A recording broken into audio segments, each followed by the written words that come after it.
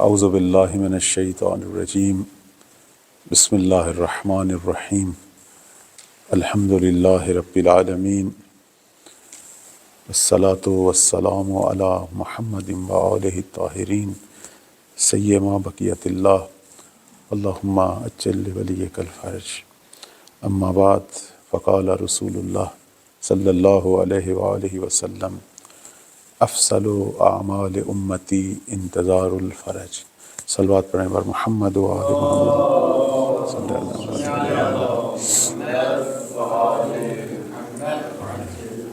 نبی کریم صلی اللہ علیہ وآلہ وسلم کا یہ مشہور فرمان ہے، ہماری احادیث میں فرماتے ہیں کہ میری امت کا بہترین عمل جو ہے وہ ظہور کا انتظار ہے، ظہور امام مہدی صلوات اللہ علیہ کا انتظار جو ہے اسے جو ہے وہ نبی کریم صلی اللہ علیہ وآلہ وسلم نے عمل سے تعبیر کیا۔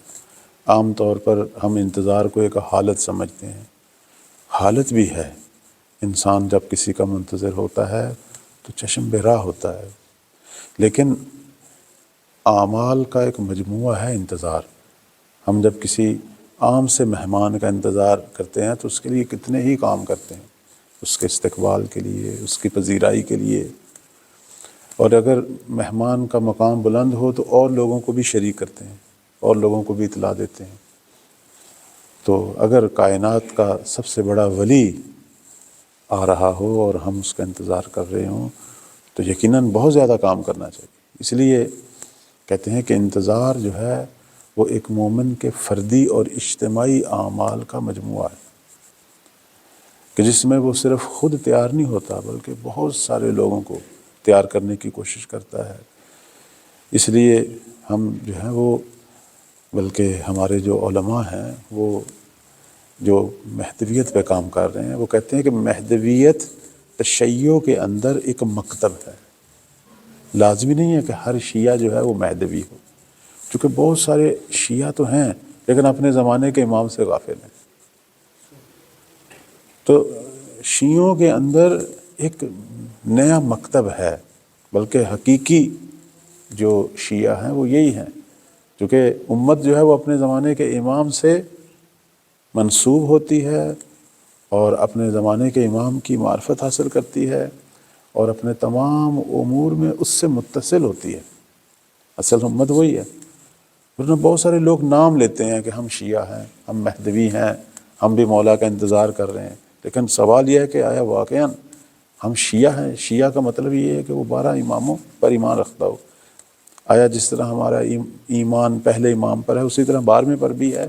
ایک تو یہ سوال ہے۔ دوسرا، ہمارے دل میں 12ویں کی معرفت ہے، ہم اس سے واقعاً اسی طرح محبت کرتے ہیں جس طرح پہلے سے، اور واقعاً اپنے آپ کو ان کی خدمت کے لیے تیار کیے ہوئے ہیں، ان کی ہمراہی کے لیے تیار کیے ہوئے ہیں۔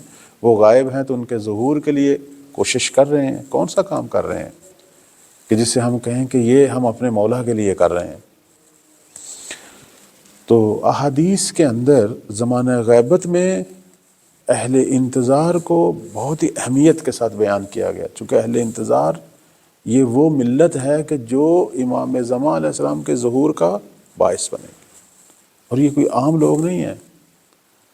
ہم احادیث میں دیکھتے ہیں کہ ایک دفعہ پیغمبر اسلام صلی اللہ علیہ وآلہ وسلم جو ہیں، اللہم صلی علی محمد وآلہ محمد، فرما رہے ہیں کہ پروردگارہ مجھے میرے بھائی دکھلا۔ لوگوں نے پوچھا جو ارد گرد اصحاب رسول تھے کہ آیا ہم آپ کے بھائی نہیں ہیں؟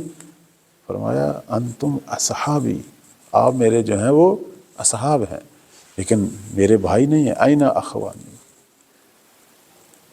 کہاں ہیں میرے بھائی؟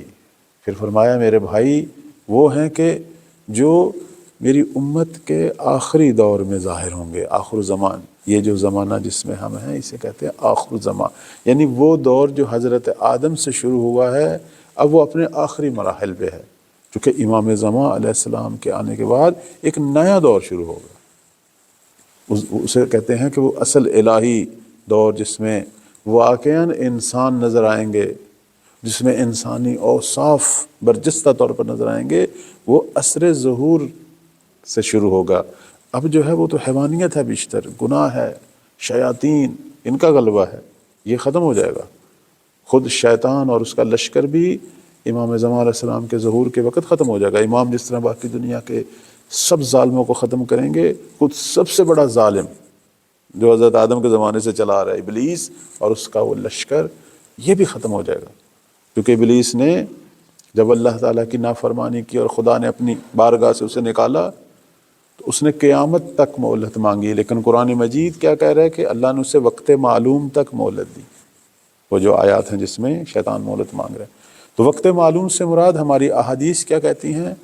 قائم کے ظہور کا وقت۔ مولا جس طرح باقی دنیا کے سارے ظالموں کو ختم کریں گے تاکہ اللہ کی راہ میں چلنے والے نیک اور صالح جو لوگ ہیں ان کے دشمن ختم ہوں اور مظلوموں کی داد رسی ہو، اسی طرح ابلیس اور اس کا لشکر بھی ختم ہوگا۔ اب درست ہے، بعض لوگ پوچھتے ہیں کہ آیا گناہ ہوگا یا نہیں ہوگا، وہ ایک علیحدہ بحث ہے۔ ظاہر انسان کے اندر نفس امارہ ہے، وہ گناہ انسان کر سکتا ہے، گناہ کی طاقت ختم نہیں ہوگی، لیکن اس زمانے میں صالحین کا غلبہ ہوگا، اور بالآخر ایک ایسا دور ہوگا جس میں جو ہے وہ نیکی جو ہے وہ برائی پر غالب ہوگی، خیر شر پہ۔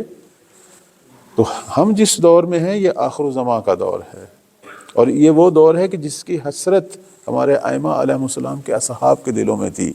یہ خاص دور ہے، کیونکہ اس دور کی جو امت اور ملت ہے، جو اہل خیر ہیں، ان کا مقام تمام ملتوں سے بلند ہے۔ اب آپ دیکھیں اس سے بڑھ کر کیا ہے کہ نبی کریم صلی اللہ علیہ وسلم فرما رہے ہیں کہ میرے بھائی ہیں وہ جو آخر الزمان میں آئیں گے کہ جنہوں نے مجھے دیکھا نہیں ہوگا۔ اور ہم تقریباً اسی دور میں ہیں کہ ہم نے شاید کسی حجت کو اپنی آنکھوں سے، کہ جنہوں نے ہمیں دیکھا نہیں ہوگا، صرف سفید کاغذوں پر سیاہ لائنوں میں ہمارا ذکر سنا ہوگا، ہمارے پیغامات پڑھے ہوں گے، لیکن ان کا ایمان جو ہے وہ اس مقام پر ہوگا۔ اس کے بعد نبی کریم صلی اللہ علیہ وسلم جو ہے ان کے ایمان کی حالتیں بیان کر رہے ہیں کہ ان کا ایمان جو ہے وہ تم اصحاب سے کم نہیں ہے، بلکہ وہ ایمان کے اس مقام پر ہوں گے کہ سارے کے سارے ہدایت کے مینار ہوں گے، یعنی نہ کہ صرف مومن ہوں گے بلکہ اور لوگوں کو بھی جو ہے وہ راہ ہدایت کی طرف دعوت دیں گے۔ اور پھر انہوں نے ایک مثال پیش کی، فرماتے ہیں ان کے ایمان کی حالت یہ ہوگی، یعنی اس انداز سے اپنے ایمان کی حفاظت کریں گے کہ جس طرح ایک شخص کے ہاتھ پہ جلتا ہوا انگارہ رکھ دو اور وہ تکلیف سے گزرتا ہے، وہ بھی اسی طرح تکالیف اور مصیبتوں سے گزریں گے، لیکن اپنے ایمان کی حفاظت کریں گے اور جو ہے وہ اس راہ میں قدم اٹھائیں گے، جہاد کریں گے، حالانکہ انہوں نے ہمیں نہیں دیکھا ہوگا۔ پھر فرماتے ہیں کہ مجھے اللہ تعالیٰ نے ان کے نام بتائے ہیں، ان کے حتیٰ والدین کے نام بتائے ہیں، یعنی یہ وہ دور ہے کہ جس میں جو صاحبان ایمان ہیں اور صاحبان عمل ہیں، جو دین کی خاطر قدم اٹھاتے ہیں، جو راہ آل محمد میں قدم اٹھاتے ہیں، ان کا مقام یہ ہے کہ پیغمبر اسلام انہیں اپنے بھائی کہہ رہے ہیں۔ اس لیے آپ دیکھیں کہ بہت زیادہ توجہ ہے انتظار اور بالخصوص زمانہ غیبت کے منتظرین کی طرف۔ ہماری مہدویت سے متعلق جو احادیث ہے اس میں بہت زیادہ گفتگو غیبت اور انتظار پر ہے، زمانہ غیبت کی مشکلات، زمانہ غیبت میں کیا ہوگا، اہل انتظار کون ہیں، اہل انتظار پر کیا کیا جو ہے وہ مصائب آئیں گے اور وہ کس طرح ثابت قدمی دکھائیں گے، اور انتظار ہے کیا، منتظرین کی خصوصیات کیا ہیں، منتظرین کون ہیں، بہت گفتگو ہے اس میں۔ اب اس سے بڑھ کر کیا ہو سکتا ہے کہ امام سجاد علیہ السلام، اللہم صلی علی محمد و آل محمد، فرماتے ہیں کہ اہل انتظار کہ جو زمانہ غیبت میں ہمارے امر ولایت پر ثابت قدم ہوگا، یعنی جو منتظر امام غائب ہے، فرماتے ہیں اللہ اسے شہدائے بدر و احد میں ہزار ہزار شہیدوں کا ثواب دے گا۔ یعنی اتنی یہ مقدس زندگی ہے جو ہم گزار رہے ہیں، اور اگر ہم چاہتے ہیں تو یہ اسی طرح ہو سکتا ہے۔ یعنی آج اگر کوئی امام غائب کے لیے قدم اٹھا رہا ہے، اپنے آپ کو پاک کر رہا ہے، خود معرفت حاصل کر رہا ہے اور لوگوں کو بھی راہ مہدویت پہ لگا رہا ہے، لوگوں کو بھی امام زمان کی معرفت اور ایک پاک اور صالح زندگی کی طرف دعوت دے رہا ہے، یہ شخص ہر روز شہدائے بدر و احد کے ہزار ہزار شہیدوں کا ثواب لے رہا ہے۔ اس سے بڑھ کر اور کیا ہو سکتا ہے؟ کسی نے امام صادق علیہ السلام سے پوچھا اہل انتظار کے بارے میں کہ جو امام غائب کے منتظر ہیں، تو مولا نے فرمایا یہ روایات ہیں ہماری کتابوں میں، اصول کافی میں، کمال الدین میں، الغیبت توسی میں، یہ ساری روایات موجود ہیں، بحار الانوار میں موجود ہیں۔ معصوم فرماتے ہیں کہ اہل انتظار جو ہیں، جو امام غائب کے منتظر ہیں، یعنی جو واقعاً منتظر ہیں، جو اپنی صفات اپنے عمل میں واقعاً آثار انتظار رکھتے ہیں، فرماتے ہیں یہ وہ لوگ ہیں کہ جن کا مقام یہ ہے کہ مہدی کے خیمہ میں رہنے والوں کا جو مقام ہے، ان کا وہ مقام ہے۔ یعنی یہ ان لوگوں کی طرح ہیں کہ جو ہمیشہ اپنے مولا کی بارگاہ میں رہتے ہیں۔ اور اس کے بعد پھر مولا تھوڑی دیر کے لیے خاموش ہوئے، فرمایا نہیں، بلکہ ان کا مقام ان مجاہدین کی مانند ہے کہ جو رسول اللہ صلی اللہ علیہ وسلم کی رکاب میں کافروں سے، دشمنان اسلام سے جنگ کرتے ہوئے شہید ہوئے ہیں، وہی اجر ان کو بھی ملے گا۔ اس طرح توجہ ہے اس زمانے کے اندر وہ لوگ جو امام زمان علیہ السلام کی راہ کی طرف جو ہے وہ متوجہ ہیں اور اس راہ میں حرکت بھی کر رہے ہیں اور لوگوں کو بھی دعوت دے رہے ہیں۔ لہذا اس طرح کے ہمارے جو پروگرام ہیں اس میں صرف ایک آدمی کا فرض نہیں ہے، ہم سب کا فرض ہے کہ اگر خدا نے ہمیں توفیق دی ہے کہ ہم اپنے مولا کی یاد میں، ان کے ذکر میں کوئی عملی قدم اٹھا رہے ہیں، جیسے یہی دعائے ندبہ ہے مثلا، یہ ایک عملی قدم ہے کہ جس سے انسان کی توجہ اپنے وقت کے امام کی طرف بڑھ رہی ہے، دل میں ان کی محبت بڑھ رہی ہے اور انسان مولا کے لیے کچھ کرنے کو تیار ہے۔ ٹھیک ہے، تو یہ وہ راہ ہے جس میں اب ہمارا فریضہ ہے کہ اور لوگوں کو بھی جو خواب غفلت میں ہے، جو بھی اس چیز کو نہیں سمجھ رہے، اس لیے کہتے ہیں نا مہدویت خود تشیع میں ایک مکتب ہے، ایک خاص ملت ہے جو امام کے لیے اتنا کام کرے گی کہ بالآخر ان کی خاطر، ان کے اس کام کی وجہ سے مولا ظہور کریں گے۔ ورنہ سارے لوگ کہتے ہیں جی ہم مہدی والے ہیں، ہم بھی منتظر ہیں، یہ تو سارے لوگ کہتے ہیں۔ تو ایک شعر ہے ایت اللہ بہجت مرحوم فرمایا کرتے تھے، اور واقعاً یہ بہت ہی پیارا شعر ہے۔ فرماتے ہیں کہ ان ہمیں لاف زدن و مدعی اہل ظہور، کہ یہ جو لوگ نعرے لگاتے ہیں، صرف زبان سے کہتے ہیں کہ ہم بھی جو ہیں وہ ہم بھی امام مہدی والے ہیں، ہم بھی منتظر ہیں، ہم بھی ظہور کے مشتاق ہیں، فرماتے ہیں ان ہمیں لاف زدن و مدعی اہل ظہور، کہ یہ جو آپ اتنا نعرے لگا رہے ہو، صرف زبان کی حد تک کہہ رہے ہو کہ ہم اہل ظہور ہیں، پس چرا یار نہ آمد کہ نثارش باشیم، اگر تم سچے ہو تو ہمارا محبوب امام پھر ظہور کیوں نہیں کر رہا، تاکہ ان کے قدموں میں ہم اپنی جانیں جو ہیں وہ نثار کریں۔ اگر ہم سچے ہوتے تو ہمارا امام کب کا ظہور کر چکا ہوتا۔ یقیناً ہم سچے نہیں ہیں، یقیناً ہم اس مقام پر نہیں پہنچے کہ اپنی صداقت جو ہے وہ مولا کے سامنے ثابت کریں۔ ہم بہت سارے لوگ ہیں کہ جو صرف اپنی زبان کی حد تک، شاید حلق کی حد تک جو ہیں وہ مہدوی ہیں، ابھی رنگ مہدویت، خوشبو مہدویت ہمارے وجود سے، ہمارے احساسات سے، ہمارے افکار سے، ہمارے عمل سے ظاہر نہیں ہو رہی۔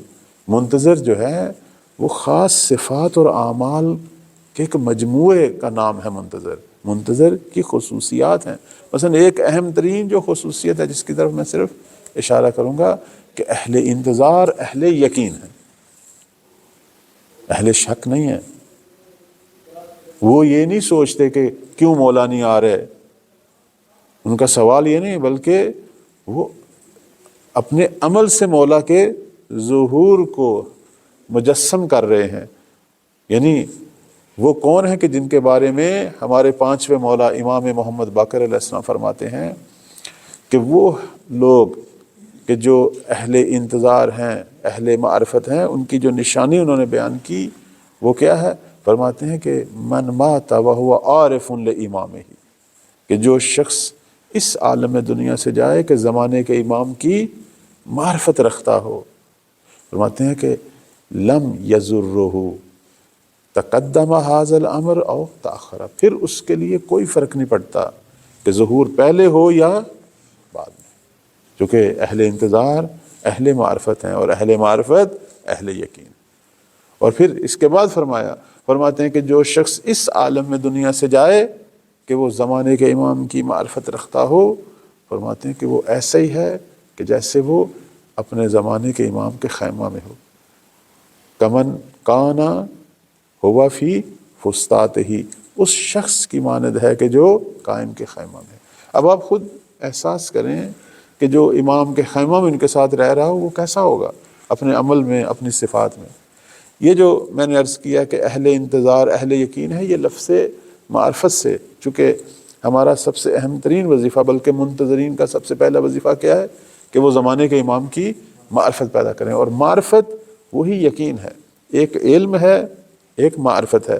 ہماری اردو زبان کی یہ کوتاہی ہے کہ ہم علم و معرفت کو اکٹھا بیان کر دیتے ہیں اور ایک معنی میں لے آتے ہیں، یعنی جاننا، پہچانا، ورنہ علم اور معرفت میں بڑا فرق ہے۔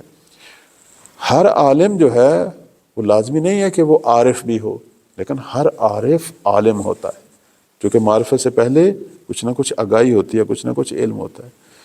علم جو ہے وہ لازمی نہیں ہے کہ اس کے ساتھ عمل بھی ہو، اس لیے عالم کی دو قسمیں ہوتی ہیں، عالم با عمل اور عالم، لیکن عارف حتماً با عمل ہوتا ہے۔ علم جو ہے اس کا تعلق ہماری عقل سے ہے، معرفت کا تعلق ہماری روح سے ہے۔ علم جو ہے وہ تحصیلی ہے، جیسے آپ کہتے ہیں علم کی دو قسمیں، علم حصولی اور علم حضوری۔ علم جو ہے یعنی وہ عقلی ادراکات ہیں، استدلالات ہیں، یعنی ہم پیچیدگیوں کو اپنی عقل سے حل کر رہے ہیں، لازمی نہیں ہے کہ اس کے مطابق عمل کر رہے ہوں۔ لیکن معرفت کیا ہے؟ یعنی اپنے پورے وجود سے اس راہ میں قدم اٹھا رہے ہیں، یعنی خود حاضر ہیں حقائق کی دنیا کے اندر۔ اہل معرفت اہل یقین ہیں، اس لیے اہل معرفت کو کہتے ہیں اہل کشف و شہود، اہل مکاشفہ، صاحبان کرامت ہوتے ہیں معمولاً یہ لوگ۔ تو ہمارے ائمہ علیہم السلام نے زمانے کے امام کا علم نہیں مانگا، بلکہ زمانے کے امام کی معرفت مانگی ہے، یعنی اتنا پڑھو اس موضوع کو، اس پر اتنا کام کرو، فکری اور عقلی اعتبار سے اپنے سارے شبہات دور کرو، اپنے اعتراضات دور کرو، ماہرین مہدویت سے استفادہ کرو کہ آپ فکری اور عقلی اعتبار سے کاملاً اس موضوع پر جو ہے وہ مطمئن ہو جائیں، پھر اپنے امام سے تمسک شروع کرو، پھر اپنے امام کی راہ میں قدم اٹھانا شروع کرو کہ یقین تک پہنچو، یعنی پھر ان کے ان ناصروں میں سے ہو جاؤ کہ جو مولا کے لیے قدم اٹھا رہے ہیں، جس طرح کہ بہجت فرما رہے ہیں کہ صرف نعرہ نہ ہو، صرف زبان کی حد تک نہ ہو، واقعاً اپنے آپ کو مولا کی راہ پہ فدا کریں، قدم اٹھائیں۔ زمانہ غیبت کے ناصرین کا مقام زمانہ ظہور کے ناصرین سے بلند ہے، ان سے بڑھ کر ہے۔ زمانہ غیبت کے ناصرین زمانہ ظہور کے ناصرین سے بھی بڑھ کر ہیں، چونکہ وہ تو پھر بھی امام کو دیکھ رہے ہیں، یہ کسی کو نہیں دیکھ رہے، اور اپنے مولا کی راہ میں قدم اٹھا رہے ہیں۔ اس لیے ان کو احادیث میں کہا گیا کہ اولئک خیر البریہ، یہ سب سے بافضیلت تر امت ہے۔ حتیٰ نبی کریم صلی اللہ علیہ وآلہ وسلم سے جو ایک حدیث ہماری کتابوں میں موجود ہے، اس میں فرماتے ہیں کہ آخر الزمان میں ایک امت آئے گی جو آپ صدر اسلام کے لوگوں سے بھی بڑھ کر ہوگی۔ بعض روایات میں کہ ان کا مقام آپ کی طرح ہوگا، اور وہ کون ہے؟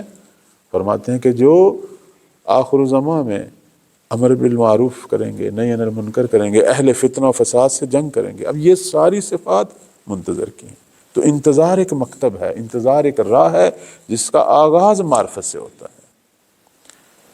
بہت بڑی ایک شخصیت آیت اللہ نخودکی، مشہد میں جن کی قبر ہے، اور انشاءاللہ ان کے بارے میں مزید بھی واقعات بیان کریں گے، بہت بڑی شخصیت تھی۔ یہ ان علماء میں سے تھے جو صاحب معرفت تھے۔ حتیٰ امام خمینی رحمۃ اللہ علیہ جو ہیں، انہوں نے 30 یا 40 سال ان کی عمر مبارک تھی، تو اس وقت انہوں نے ان کا دیدار کیا اور ان سے کچھ مانگا، اور انہوں نے ایک ہدیہ بھی کیا امام خمینی رحمۃ اللہ کو۔ تو وہ اس طرح تھا کہ امام خمینی رحمۃ اللہ گئے حرم امام رضا علیہ السلام اور وہاں دیدار کرتے ہیں، چونکہ یہ وہیں تشریف فرما تھے اور بالآخر مولا کی خاص عنایت تھی۔ تو امام خمینی رحمۃ اللہ نے ان سے کیمیا مانگا کہ آپ ہمیں جو ہیں کیمیا دیں۔ کیمیا یعنی ایک ایسا معنوی روحانی تحفہ ہے کہ جس میں انسان جو ہے وہ صاحب کرامات ہے، جو چاہے حاصل کرے۔ انہوں نے فرمایا کہ کیمیا میں دینے کو تیار ہوں، لیکن مجھے پہلے ضمانت دیں کہ آپ اس الہی عنایت کو صرف راہ خیر میں استعمال کریں گے، کبھی بھی راہ شر میں یعنی کبھی بھی اس طرح استعمال نہیں کرنی کہ اس سے کسی کو نقصان پہنچے۔ آیا ضمانت دے سکتے ہیں؟ فرمایا ایسی ضمانت تو میں نہیں دے سکتا۔ تو پھر انہوں نے کہا میں آپ کو پھر ایک اور ایسی چیز دیتا ہوں جو محض خیر و برکت ہے اور وہ ہمیشہ آپ کے لیے جو ہے وہ سعادت کا باعث ہے۔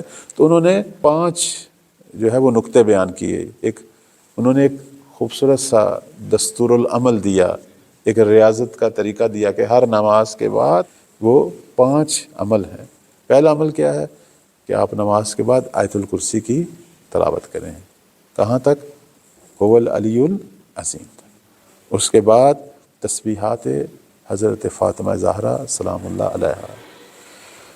اس کے بعد 3 دفعہ سورہ توحید کی تلاوت ہے، اور اس کے بعد 3 دفعہ آپ نے درود شریف پڑھنا ہے، اللہم صلی علی محمد و آل محمد۔ اور اس کے بعد سورہ طلاق کی آیت نمبر 2 اور آیت نمبر 3 اس کی تلاوت کرنی ہے 3 بار۔ وہ آیت کون سی ہے؟ اعوذ باللہ من الشیطان الرجیم من یتق اللہ یجعل لہ مخرجا وَيَرْزُقُهُ مِنْ حَيْثُ لَا يَحْتَسِبُ وَمَنْ يَتَوَكَّلْ عَلَى اللَّهِ فَهُوَ حَسْبُهُ إِنَّ اللَّهَ بَالِغُ أَمْرِهِ قَدْ جَعَلَ اللَّهُ لِكُلِّ شَيْءٍ قَدْرًا۔ یہ جو من یتق اللہ سے شروع ہو رہی ہے اور لِكُلِّ شَيْءٍ قَدْرًا تک سورہ طلاق کی آیت نمبر 2 اور 3 اس کی 3 بار تلاوت، اور اس کے بعد اللہ سے مانگیں جو کچھ مانگنا ہے۔ بہرحال میں نے بہت سارے احباب سے سنا ہے کہ جنہوں نے بھی یہ عمل اپنی زندگی کا حصہ بنایا، خدا نے ان کو بے پناہ مقامات عطا کیے، ان کی دعائیں ہمیشہ مستجاب رہیں۔ کہتے ہیں کہ یہی ایت اللہ حسن علی نخودکی کہتے ہیں ایک دفعہ اپنے شاگرد کے ساتھ بیٹھے ہوئے تھے، تو اس زمانے میں نئے نئے جو ہیں وہ جہاز آئے تھے، اور لوگ بڑے حیران تھے کہ انسان جو ہے وہ پرواز کر رہے ہیں، ٹیکنالوجی آئی نا نئی نئی۔ تو شاگرد نے کہا کہ قبلہ اب تو دنیا جو ہے، بلکہ یہ جو ہمارے دشمن ہیں عالم اسلام کے، یہ کہاں پہنچ گئے؟ اب یہ ہوا میں پرواز کر رہے ہیں، اب انہوں نے جو ہے وہ لوہے کے کوے بنا لیے ہیں، چونکہ اس زمانے میں عام لوگ جو ہے ان کو یہی سمجھتے تھے کہ یہ کوئی لوہے کے کوے ہیں، اور یہ لوہے کے کووں میں بیٹھ کر جو ہے وہ اوپر سے حملے کرتے ہیں، بم پھینکتے ہیں۔ تو اب آپ کہتے ہیں کہ مولا جو ہے وہ تو تلوار کے ساتھ آئیں گے، نیزے کے ساتھ آئیں گے، تو ان کا ہم کیسے جو ہے وہ مقابلہ کریں گے؟ اب یہ بھی ایک عام طور پر لوگوں کے اندر ایک شبہ تو ہے نا، لوگ سمجھتے ہیں کہ مولا جو ہے وہ تلوار کے ساتھ آئیں گے، حالانکہ وہ تلوار جو ہے وہ تبرکات میں سے ہے۔ اگر امیر المومنین کی تلوار ہوگی یا عصائے موسیٰ ہوگا، گزشتہ انبیاء اور حجج الہی کے تبرکات، ورنہ امام زمان علیہ السلام جو ہیں ان کی جنگ جو ہے وہ علم کی جنگ ہے، اس میں اسی زمانے کی ٹیکنالوجی یوز ہوگی، بلکہ اس سے بھی بڑھ کر، آخر انہوں نے فتح پانی ہے۔ لیکن اب انہوں نے بھی اس پرانے انداز میں کہا کہ مولا تو ان چیزوں کے ساتھ آئیں گے، تو دشمن نے تو لوہے کے کوے بنا لیے ہیں۔ اور اس زمانے میں نئی نئی گاڑیاں، ان کا بھی تھا کہ اب پہلے انہوں نے گاڑیاں بنائیں، یہ لوہے کے ڈبے بنائے، اس میں بڑی سپیڈ سے یہ بھاگتے ہیں، اب انہوں نے لوہے کے کوے بنا لیے۔ تو آیت اللہ حسن علی نخودکی کا یہ واقعہ موجود ہے، آپ اسے گوگل پر بھی سرچ کر سکتے ہیں، یہ مستند واقعہ ہے۔ تو وہ ہنس پڑے، انہوں نے کہا کہ بیٹا دیکھو، ایک وہاں کوئی کیل پڑا تھا، انہوں نے وہ کیل جو ہے زمین میں گاڑ دیا۔ جب زمین میں گاڑا تو انہوں نے کہا دیکھو تمہیں کوئی گاڑی چلتی ہوئی نظر آ رہی ہے؟ شاگرد یہ کہتا ہے کہ میں نے دیکھا جیسے زمانہ جو ہے وہ رک گیا، سڑکوں پر جو گاڑیاں چل رہی تھیں وہ رک گئی، حتیٰ گھوڑا گاڑی، گدھا گاڑی، موٹر کار، جو کچھ تھا سب رک گیا، ایسے لگتا ہے جیسے ہر چیز رک گئی۔ لوگ اپنی گاڑیوں سے اتر کر دیکھ رہے تھے کیا ہوا، گاڑی چل ہی نہیں رہی، گدھا گاڑی نہیں چل رہی، گھوڑے جو ہیں وہ رک گئے، جانور رک گئے، انسان رک گئے، ہر شے رک گئی، جیسے زمانے کی ہر حرکت جو ہے وہ رک گئی۔ پھر انہوں نے بسم اللہ الرحمن الرحیم پڑھا اور کیل کو نکالا، تو ایک دم ساری چیزیں جو ہیں وہ چلنی شروع ہو گئیں، یعنی گاڑیاں بھی چلنی شروع ہو گئیں، گدھا گاڑی بھی چلنی شروع ہو گئی، دنیا کا نظام جو ہے وہ رواں دواں ہو گیا۔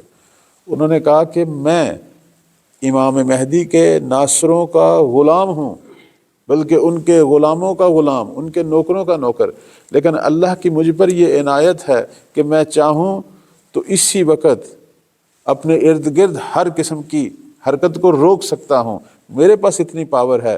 اب خود سوچو کہ مہدی کے ناصروں کے پاس کیا طاقت ہوگی۔ تو آپ ان چیزوں کو دیکھ کر نہ گھبرائیں، جب وہ آئیں گے تو یہ چیزیں کوئی اہمیت نہیں رکھتی۔ امام اپنے دشمنوں سے، یہ جو دشمنان ہیں ان سے خوف زدہ نہیں ہیں، اللہ نے ان کو بے پناہ طاقتیں دی ہیں۔ اصل مسئلہ ہمارا ہے کہ ہم اپنے مولا کے لیے تیار ہوئے ہیں یا نہیں، ہم آیا مکمل طور پر آمادہ ہیں اپنے زمانے کے امام کے لیے۔ ہماری آمادگی جو ہے وہ شرط ظہور ہے، بلکہ اسے یوں کہوں گا کہ آج بھی زہرا کا لال جو ہے زمانے کی کربلا میں منتظر ہے کہ میرے ناصر پہنچیں، تاکہ اس لشکر شر کو، اس لشکر ابلیسی کو، جنہوں نے دنیا پر، پوری دنیا پر آپ دیکھیں ظلم و فساد کی تاریکی ڈالی ہوئی، کتنا ظلم ہو رہا ہے اس وقت، کتنے گناہ میں لوگ ڈوبے ہوئے ہیں، کیا کچھ نہیں ہو رہا اس وقت۔ ہر مومن کا دل جو ہے وہ ٹوٹا ہوا ہے۔ خوب ناصر چاہیے ان کے لیے، جس طرح اس وقت مولا کے پاس 72 تھے، آج مہدی کو 313 چاہیے۔